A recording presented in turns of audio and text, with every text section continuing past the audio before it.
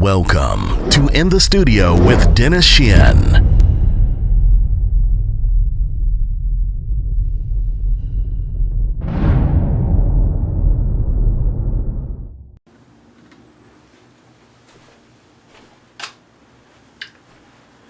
Hello everyone, welcome to In the Studio. I'm Dennis Sheehan and hope you're enjoying our demos on YouTube, and if you can subscribe and be a member, we'll keep coming every week with fresh material, fresh demos. I have a little bit of a 11 by 4, what is this size? This is a 12 by 16 we have here. I ran out of linen, so I'm using cotton duck.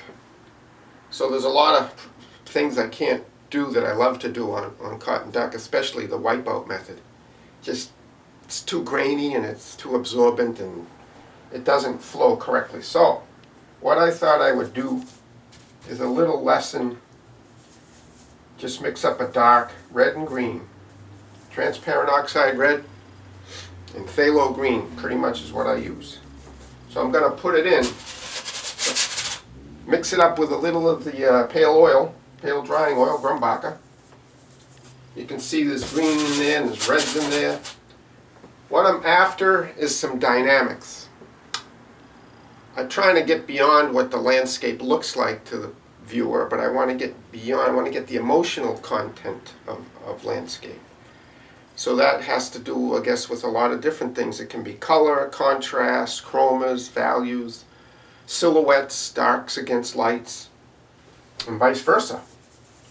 But the immediacy of this technique, this is just one basic tone, not thoroughly mixed, because I like to have some of the brown and the green showing on different parts of the brush, actually. So, what am I going to do here? Well, the basic design of all the greatest landscapes ever painted, obviously, is an abstraction.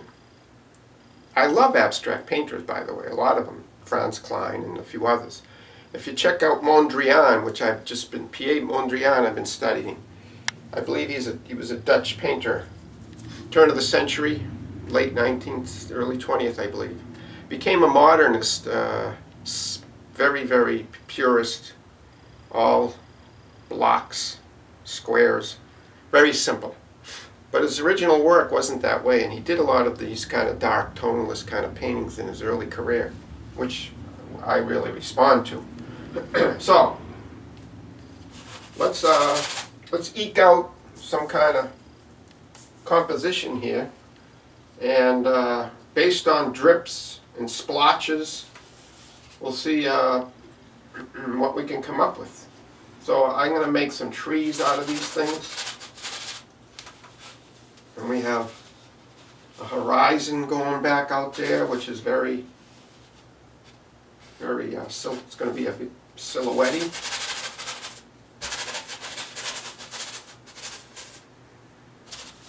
And then we're going to have some water, obviously, that's my MO. I got a little spigot of water down the bottom here somewhere. So I'll get a little more oil and kind of brush it, keeping the values just a little lighter as it gets toward the viewer in the foreground. So I'm going to cover over all of it, and the way I'm going to get my little bit of water is to just wipe out something. So there's a good section of white here. Now I can use the shape of a tree to get the water, which is a good way to do it, to get repetition. So this edge here we have coming down in here, and this edge here we could have in here.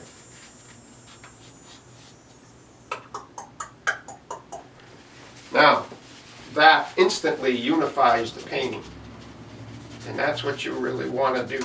In unification based on the design repetition. Okay? So let's get a smaller brush and we'll edge that. I'm just going to use this big brush today, 1.5 Benjamin Moore, and one of my Pro Stroke, I guess they call it a filbert or something like that. and nice pointy. You can do some nice trees. Put a tree right up in here. Of course, we got a big tree up here. We might fill in some of this. And we want to edge that little bit of water there. So I'm going to put some darks in there, retaining the shapes that I want.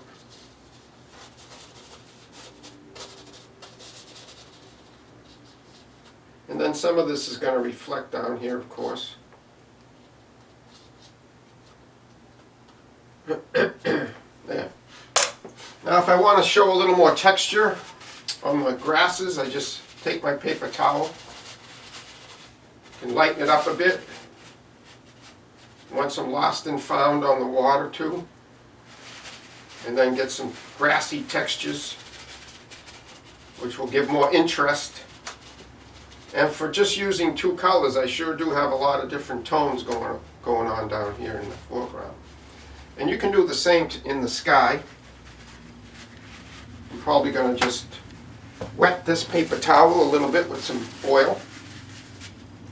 And I'm going to get a little bit of that color on there, and just with the oil it's just going to be a neutral tone. So I don't want a white, white, white sky, but I do want to tone it down, make it a little more tonalistic. Over this side we'll get a little deeper. And then in the middle there'll be some kind of light. But I got to differentiate between the tree shapes and the sky shapes, the light of the sky. We got a lot of green in there too, that's going to be tricky. Might have to get some thick opaque paint to cover that up. See that? You got an instant Murphy. J.F. Murphy or Bruce Crane or whoever you like. I'm going to dip into some color here just for the sake of that. Trying to get rid of that green I put in there.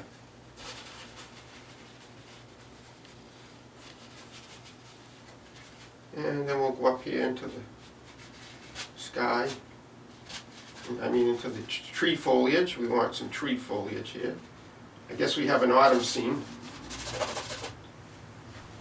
So I don't want to lose that shape that I already had. So what I'm going to do is emphasize it a little stronger with a little color. A little bit, not so much color, but just a neutral gray. Kind of matching the tone of the sky that's already there.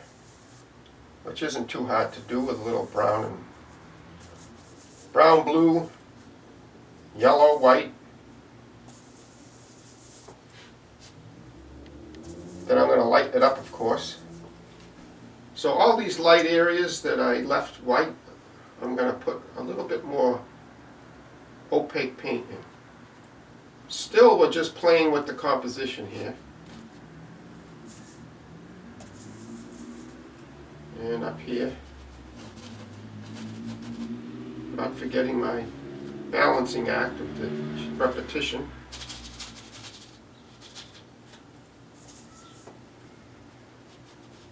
Bring this down a little lower. Not sure I'm going to keep that tree there. It might be off kilter. Might be throwing the whole composition off balance here. I'm going to get some light into here with this neutral gray, filling in basically just the white of the canvas. I can lighten this side up a little bit more. I don't know if I want this here or not. Looks a little out of place, but what I can do is just add a little more to that. Lighten up this distant horizon.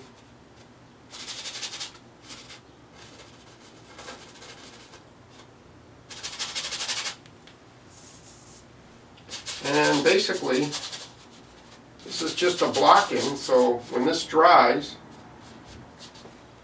you can do some glazing, opaque paint, rich color, and go in a number of different ways. Now we know the water's a little too light there, so I'm going to dull that down a little bit with my neutral gray tone that I'm using for the sky. I'm just going to shave that down a bit and brightness.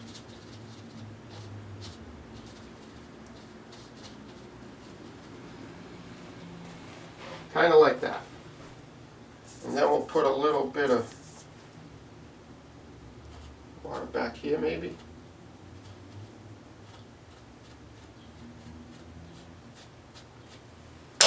And we'll get that Pro Stroke out again. And we'll get a little more of that greenish orangey tone that we left showing with the paper towel textures. I like this little bit of orangey yellow over there, so I'll put some more of that in. Still keeping it as an undertone painting.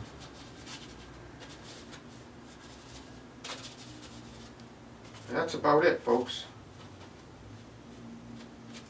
And I can use this brush too, and I can get some atmospheric edges on these trees.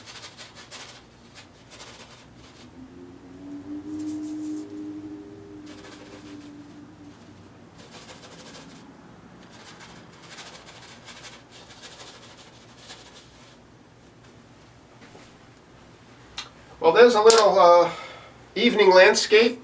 Like I said, when it dries, we're going to beef up the tones behind the trees, the silhouette, strengthen the sunlight, sunset, throw some stronger greens and oranges with a knife in the foreground. Same thing with the knife, we can put thicker paint for foliage on the trees. So thanks for joining me. Got an 12 by 16 evening woodland. And I'll see you next time in the studio.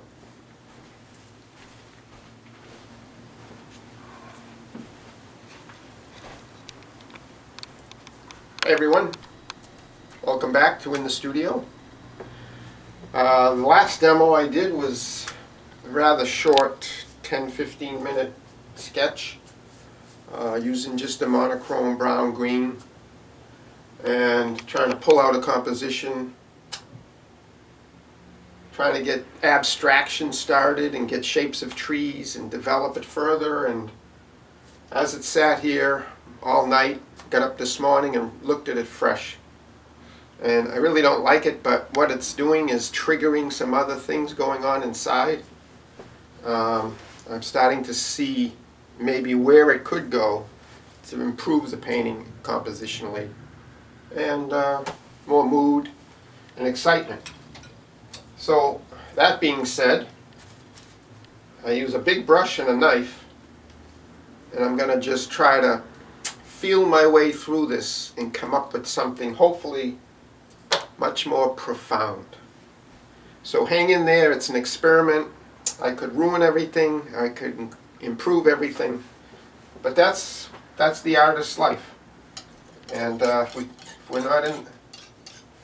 if we can't subject ourselves to failure, then we're never going to grow and produce greater works. So don't ever be a fear of failing, because as far as I know, I haven't got any phone call messages from the Louvre or the Met or the National Gallery asking for paintings. So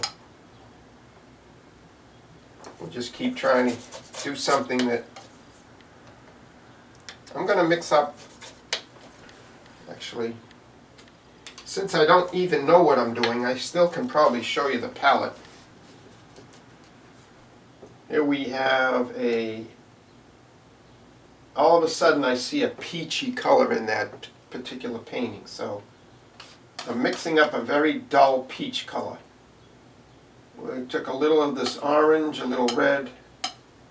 I can't even remember what else I grabbed. I think maybe some burnt sienna, possibly. Anyway, it's a dull peach. Maybe I'll lighten it up a little with a little white. I never thoroughly mix it. I want all kinds of different shades and chromas and everything, lights and tones, grays, whatever. So let's just try to come in with some of this didn't want to go that far down. I'm going to come across like right here. Huh? How's that for bold? That's dangerous, folks. Don't try this at home. This is dangerous painting here. We could shatter it like a glass vase, or we could improve it. Get that out of there. Yeah, whoops. Yeah, there goes my oil dripping everywhere again. I don't know how I'm going to figure this one out. Maybe I'll keep my oil in another jar somewhere else. Oh my goodness. I didn't think I tipped my palette that far over. Good thing I have a nice cloth over here. So, stop dripping. Boy, oh boy. Now I'm making a big mess here. Hang in there, folks. Studio glitches here. Technicalities. Look at the paint everywhere. You'd think I was a painter or something. Let's get back to serious business. Okay.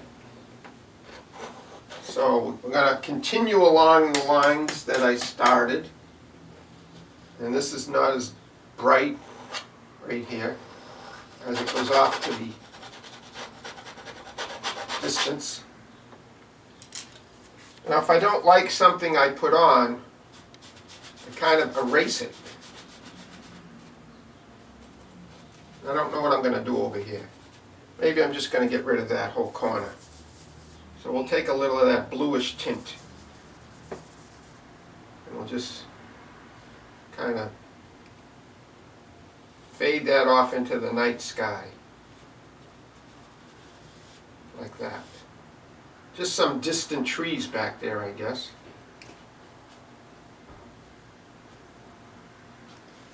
And I'll put some over here too. So it's just a grayish blue tint. Take that brown, put it into that blue, and we're going to bring that across, because I kind of like the way that meets the ground. And we're going to get rid of these lights in here, for that matter. I'm being much too careful. I wanted to change this boldly. I don't want to have to worry about it. Let's darken this down over here. We'll tie the trees into the sky. There. Now I'm going to take a little bit more of this peach, yellow, orange, red, dull it down with a little, let's try the ultramarine. That'll dull it down. Now I'm going to take a little, I'm starting to see more deeper reds over here. So I'm going to put some alizarin in that mix with the blue and bring it down even a little more here. Like that. Sweet! Sweet! Sometimes you just get lucky. Sometimes the accidents. Picasso said, anytime an accident happens and you like what the effect is, get rid of it. Because it should be painted on purpose, not by accident. But when you feel your way through a painting in a landscape, a lot of things happen by accident. I have drips, I have scrapes, scratches, paint spatter. I have wet, dry, cleaned off, undertones. I get a lot of different effects by accident, actually, which I think some of the old masters in the tonalist schools did too. Sometimes you come in and the next day you see a painting and you take a knife and you go over something. It's almost kind of an accident that you get some effects you never could have got any other way. So, on the one hand, I agree with what he said. On the other hand, my school of work is open to having accidents happen, or just adventures in painting that you never know what's going to happen when you put the brush to the canvas. And I really do like that aspect of the way that I work. Because it's an adventure. We want to see what we're going to come up with. It's got to come from within. There's no place outside where this scene exists. So it exists within. But we got to utilize nature take what we see, put it inside our hearts and our souls and emotions, and with our knowledge of fine art and the aspects of what's good for composition and color and chroma and balance and harmony and line and rhythm and tone, and when you get all those factors, and then you have all this stuff inside that you've accumulated over the years of study and vision and looking at nature and subject matter, you just bring it all out. And you come up with something like this. So I'm just going to kind of fade this out up into the sky here. I don't know what I got going here, if I'm going to leave it or not. So we want to keep it fresh, rich, not over painted. It's not like we're painting a flat wall, so we keep it, I like to keep the paints unmixed. So I think we'll keep that tree there. And we'll just throw in, this is being put in over a semi-dry painting. So I can't, see I have the undertones coming off on the brush, so I got to keep getting fresh color and placing it over the surface that's still semi-wet, if that's a word, semi-wet. So I'm going to bring this over here, but I'm going to tone it down a bit first with those two reds I have here. Take a little of the blue in there and dull it. And then I'm going to bring that across here. And that's over wet paint, because I just put that paint in too. Like that.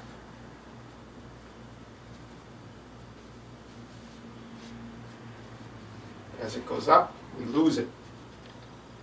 I think I'm going to have a tree there, maybe. Right in here, we got to fix that too.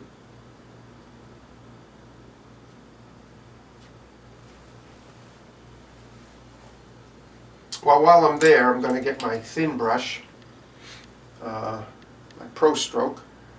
I'm going to get a dark violet, red, blue, little black in it maybe, white. I take colors from the whole palette here and put it, you know, I just grab stuff that I've got and put it in a big pile here, and blues and browns. I just don't want it to be too black when I do these tree limbs. So let's come up with this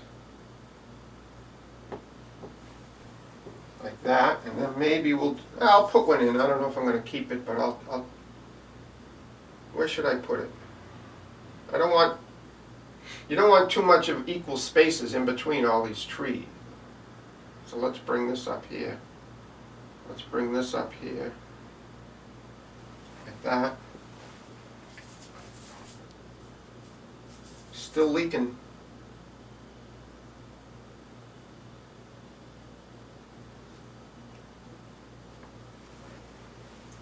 Alright, let's try again for that other tree trunk.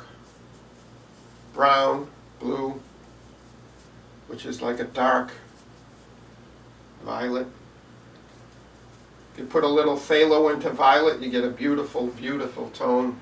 So let's see what we can do out here. Which way should it go? Well, let's just give it a whirl. Let's try that. You don't want any telephone poles. You don't want telephone poles in your painting. If you have one big giant straight telephone pole, then you gotta doctor around it to get that not so prominent. It can be a distraction when you have it so straight and thick.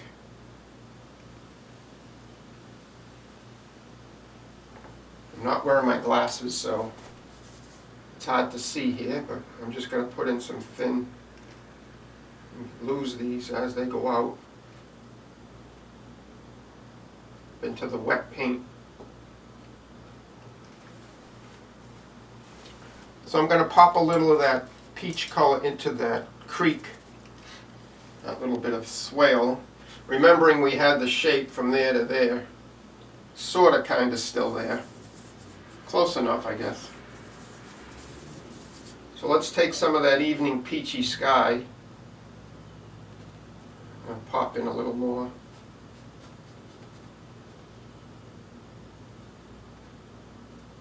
Soften some of the trees, foliage.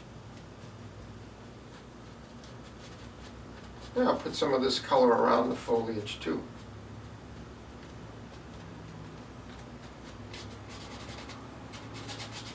I'm going to lose that. As it goes out to the edge, we just diffuse it. And put some more stronger red down here as it comes through the wooded section of the painting.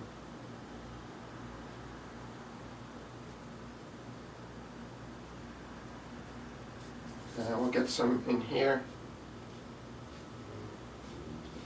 Over the green, actually, it's kind of pretty.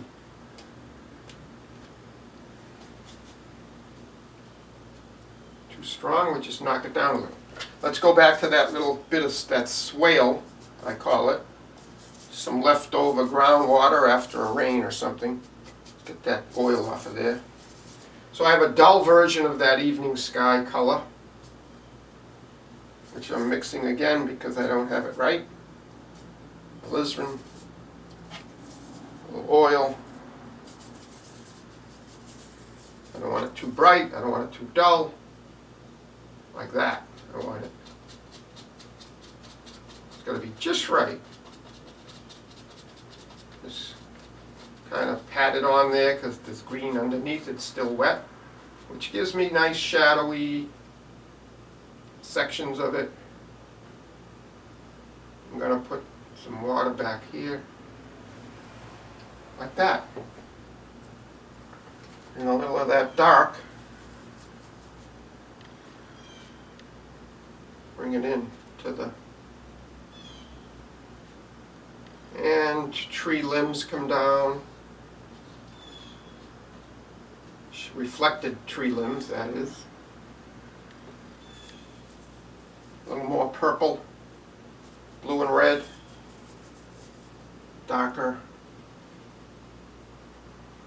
Into the night sky it goes. Let's fix this over here. Whoops. I'm getting too light over there. It's okay. Atmosphere.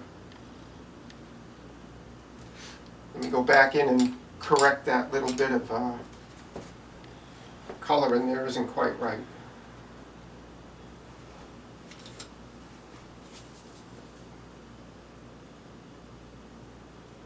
That's not quite right. Well, I can bring that stuff over a little further, I suppose.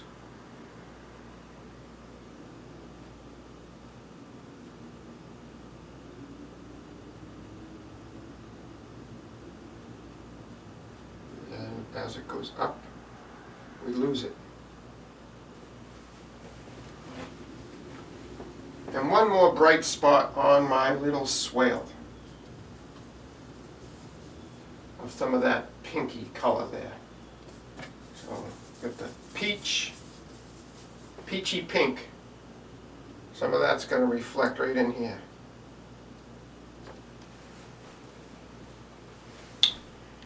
And I think that's it, folks.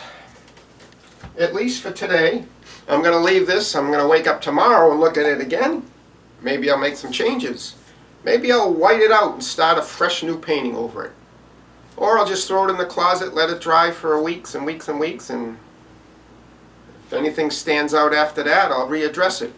I might put some bluish tone up here later, cover over that green in the sky. Something that has to go with the peach.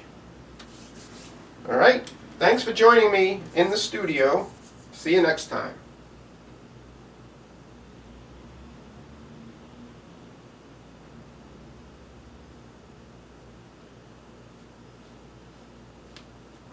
That's better. And up here, a little more of this red. Transitional tones. patting it on lightly over the green so we don't make a big mess. Pop it in. Foliage, lights, darks, not too bright here. All done.